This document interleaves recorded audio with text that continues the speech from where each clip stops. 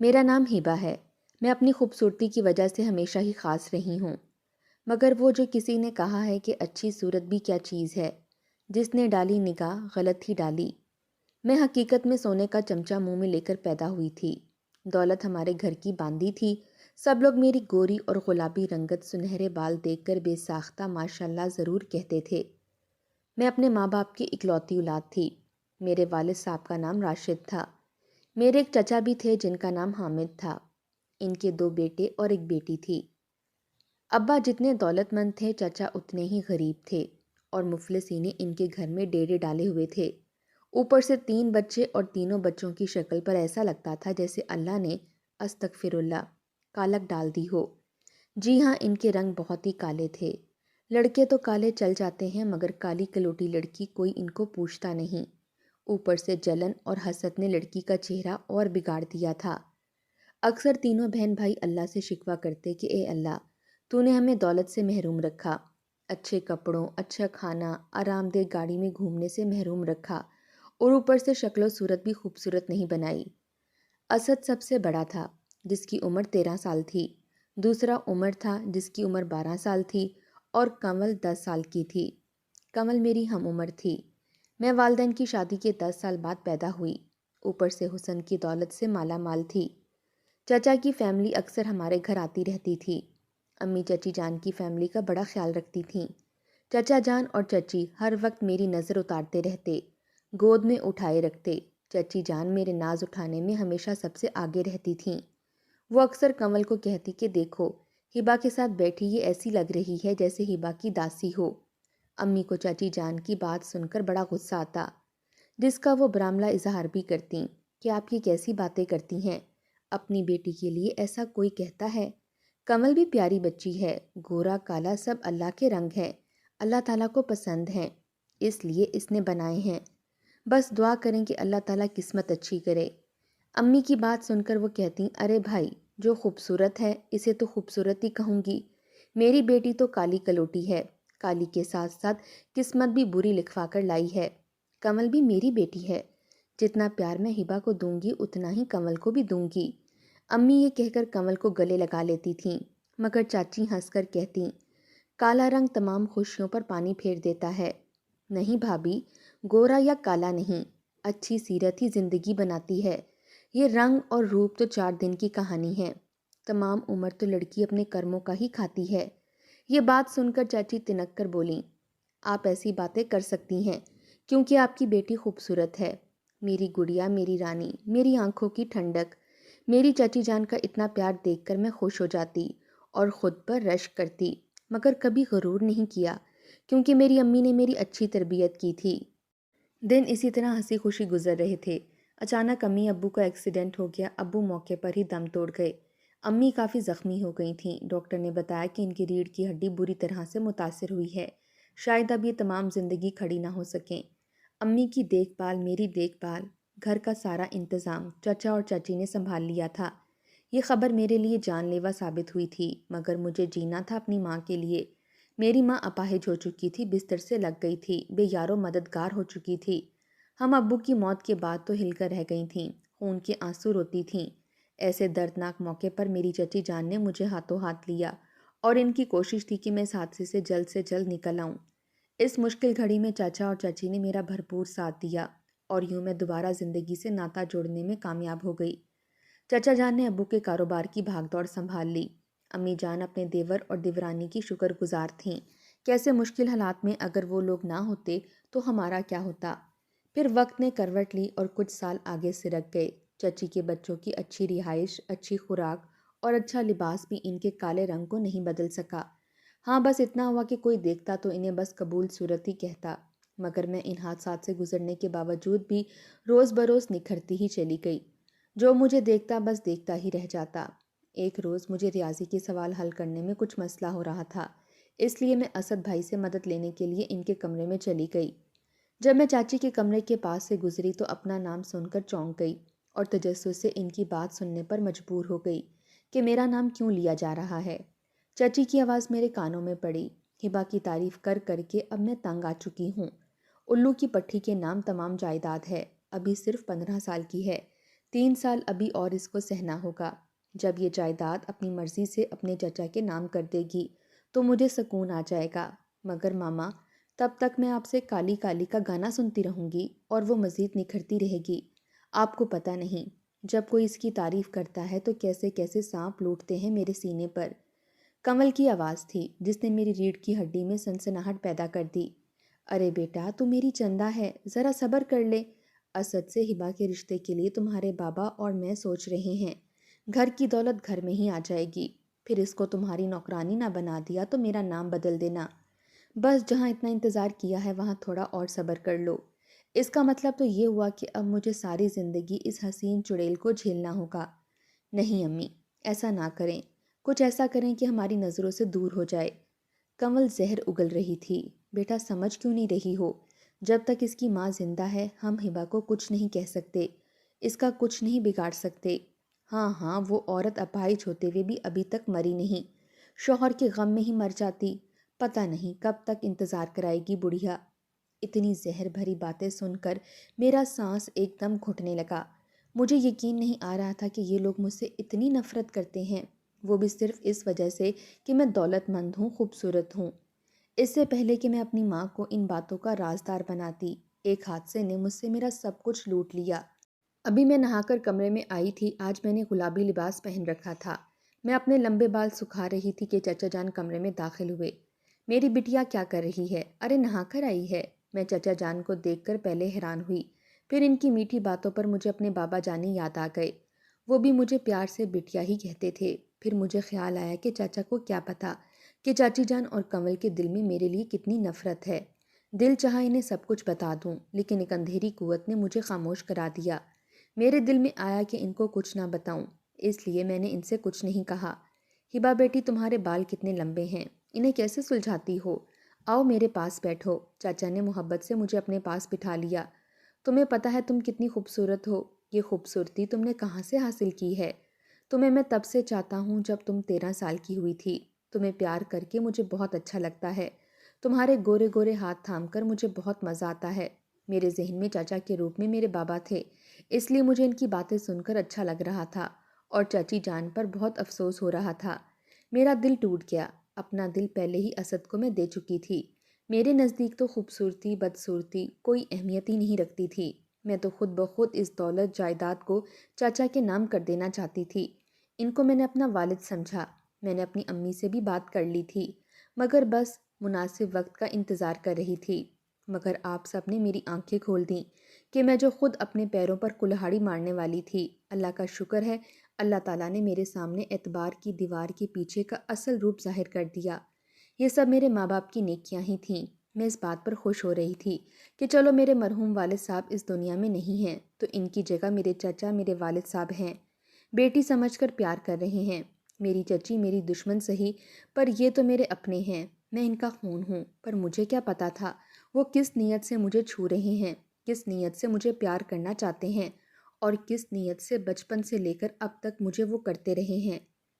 اچانک چاچا جان نے میری کمر کے گرد اپنے بازو ڈال دیے اور ان کے ہاتھوں کی گرفت مضبوط سے مضبوط تر ہوتی جا رہی تھی۔ انہوں نے مجھے سختی سے جکڑ لیا۔ اب مجھے ہوش آ گیا کہ یہ محبت اور شفقت نہیں بلکہ ہوس ہے، درندگی ہے، اور میرے سگے چاچا کیا کرنا چاہ رہے ہیں۔ چاچا آپ یہ کیا کر رہے ہیں؟ میرے منہ پر رومال باندھ کر انہوں نے میرا منہ بند کر دیا اور مجھ سے کہا خاموش، خاموش، ایک لفظ نہیں کہنا۔ بچپن سے لے کر اب تک تمہاری خوبصورتی کو دیکھتا آ رہا ہوں۔ پہلے تو تمہارے ماں باپ تھے، باپ مر گیا لیکن تمہاری ماں اپاہج ہے۔ اب یہ موقع میرے ہاتھ میں آ گیا، کچھ نہیں کر سکتی وہ، اس لیے سوچا کیوں نہ تمہارے جسم سے مزے لیے جائیں۔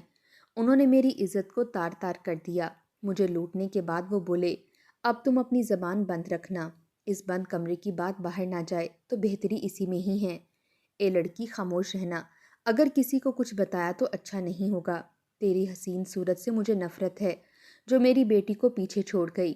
اب تو کسی کو منہ دکھانے کے قابل نہیں رہی، تیری خوبصورتی ہی تیری بربادی ہے۔ میں حیرانگی سے سب باتیں سن رہی تھی۔ مجھے سمجھ نہیں آ رہا تھا کہ میں اپنی بربادی کا ماتم کروں تو کس کس سے، اور اب کس طرح میں اپنی اس زندہ لاش کو زندگی کے تابوت میں دوبارہ لے کر جاؤں گی۔ مجھ پر کیا بیتی، کس کو کیا بتاتی۔ اپنی اپاہج ماں کو جو خود اپنی حفاظت نہیں کر سکتی تھی، وہ میری حفاظت کیسے کرتی؟ جس کو باپ سمجھا وہ لٹیرا نکلا، اور میری عزت کا جنازہ نکال کر وہ بڑے مزے سے پورے گھر میں گھومتا تھا، حکم چلاتا تھا، اور جب میں اسے دیکھتی تو وہ مجھ سے کہتا، خاموش، اگر کچھ کہا تو بدنامی تیری ہوگی، یہاں تیرا کوئی نہیں ہے، کون آئے گا تجھے بچانے؟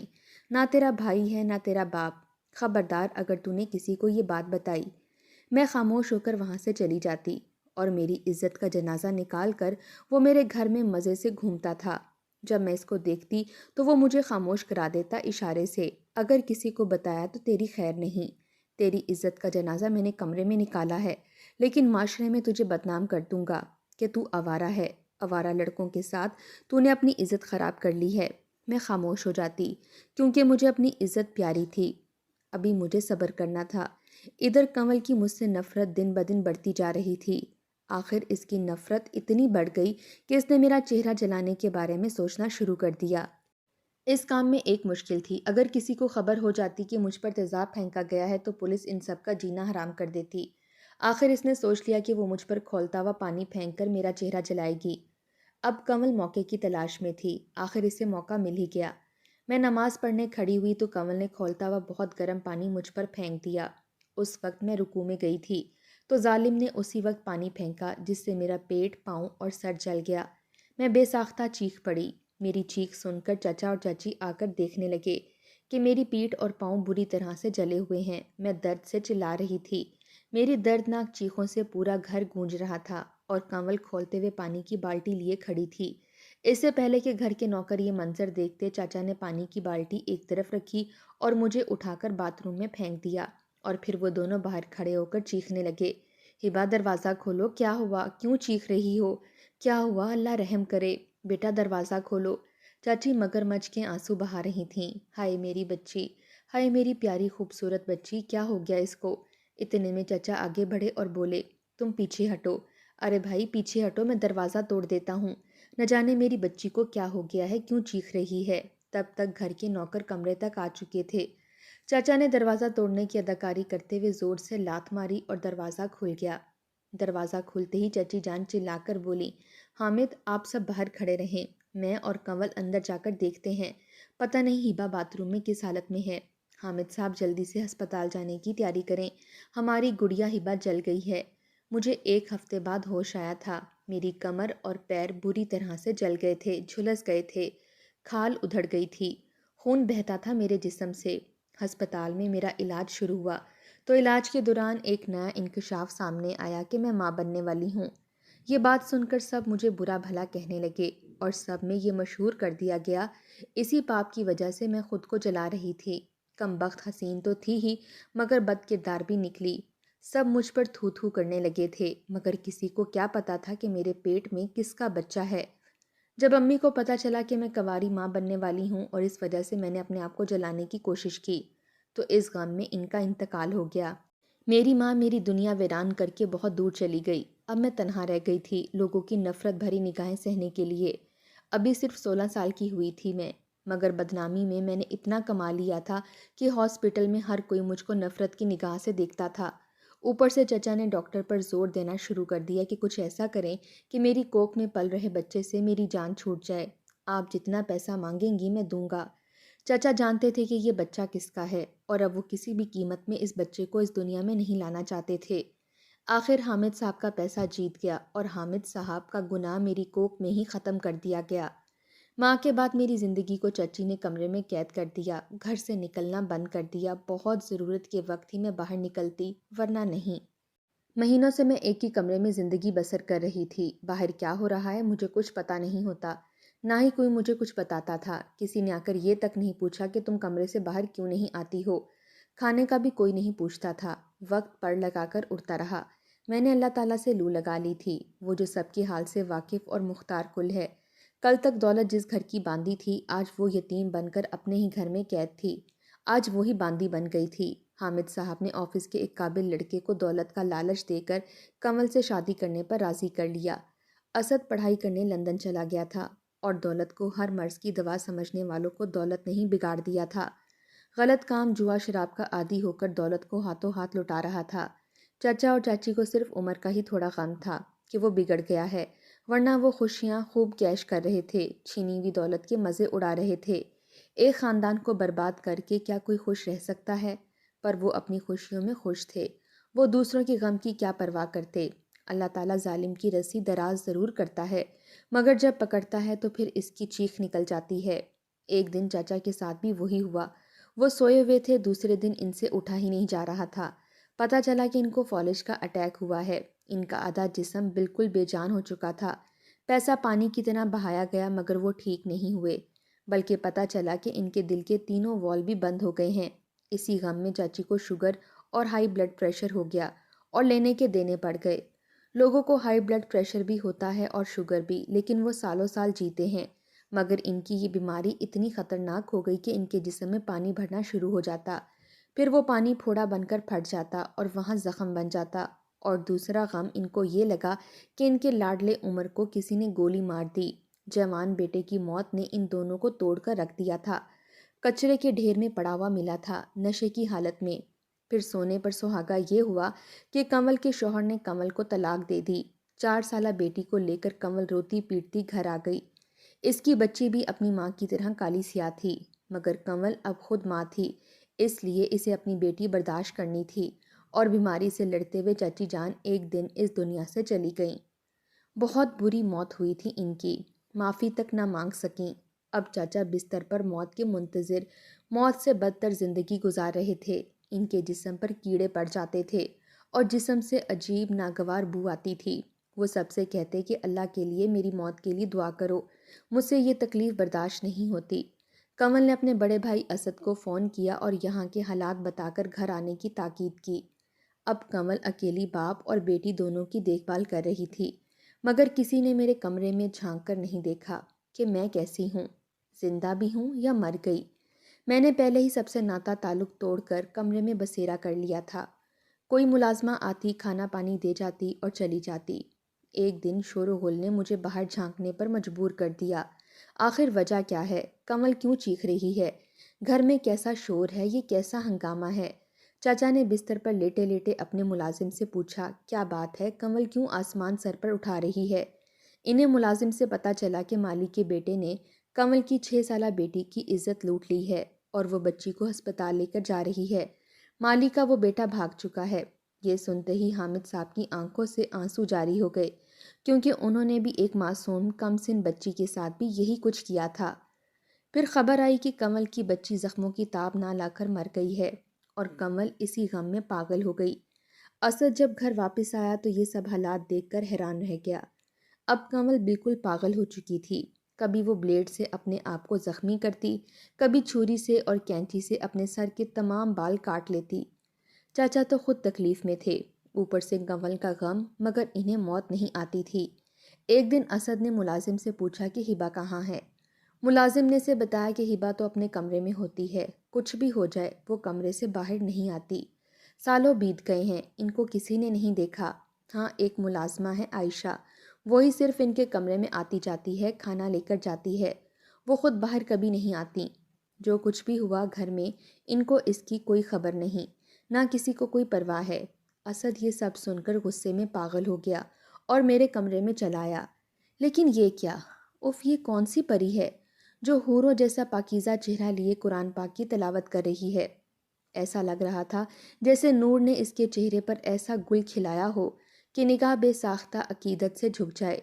वो बोला, हिबा, ये सब क्या है? इस घर में इतना कुछ हो गया है, मगर तुम इस कमरे से बाहर नहीं आई। क्या क्या क़यामत गुजर गई इस घर पर, तुम्हारे अपनों पर, मगर तुम आराम से इस कमरे में पड़ी रही। तुम्हें अम्मी की मौत का गम नहीं, उमर का गम नहीं, कमल के उजड़ने का गम नहीं, मेरे अब्बू के तड़प तड़प कर जीने का गम नहीं, कमल की बेटी मर गई, क्या तुम्हें इस बात का भी गम नहीं? कमल की बेटी मर गई, क्या तुम्हें इस बात का भी गम नहीं? कमल की बेटी का सुनकर मैंने बेसाख्ता कहा, ये सब कब हुआ? सच्ची मुझे नहीं पता। ये कहते मेरा रो रो कर बुरा हाल हो रहा था। मेरे इस तरह रोने पर असद हैरान हो गया। फिर मैं दोबारा बोली, वो नन्ही बच्ची मर गई और मैं आज तक जिंदा हूँ। मुझसे ज़्यादा बेशरम और कोई नहीं। सारी बात समझ आ गई। वो मुझसे पूछ रहा था, हिबा, تم صرف یہ بتا دو کہ تمہاری عزت کس نے خراب کی تھی۔ مجھے تو بدنام کیا گیا کہ میں نے کسی لڑکے کے ساتھ ناجائز تعلق رکھے اور بچے کی ماں بن گئی، مگر میں تم سے سچ کہنا چاہتی ہوں۔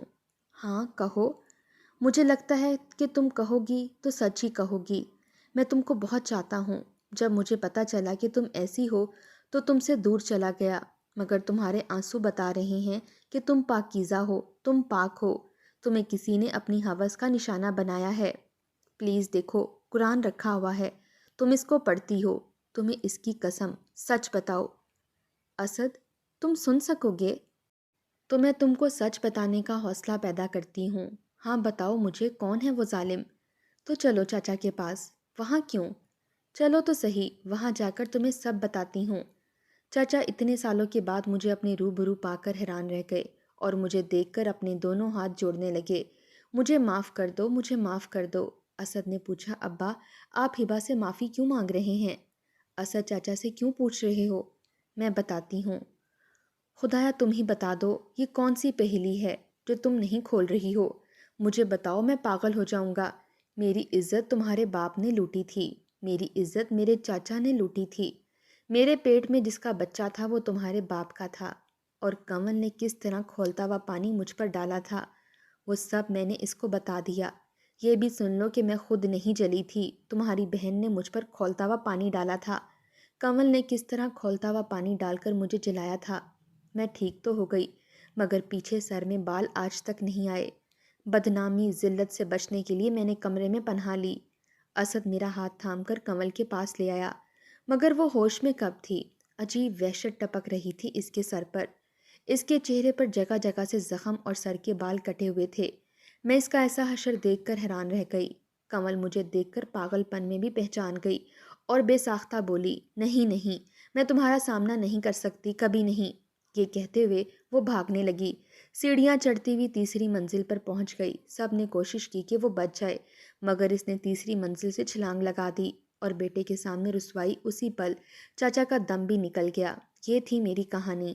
آج میں اسد کے ساتھ ایک بھرپور زندگی گزار رہی ہوں۔ ظالم اپنے انجام کو پہنچ چکے ہیں۔ اسد رنگ کا کالا ضرور ہے لیکن من کا اجلا ہے۔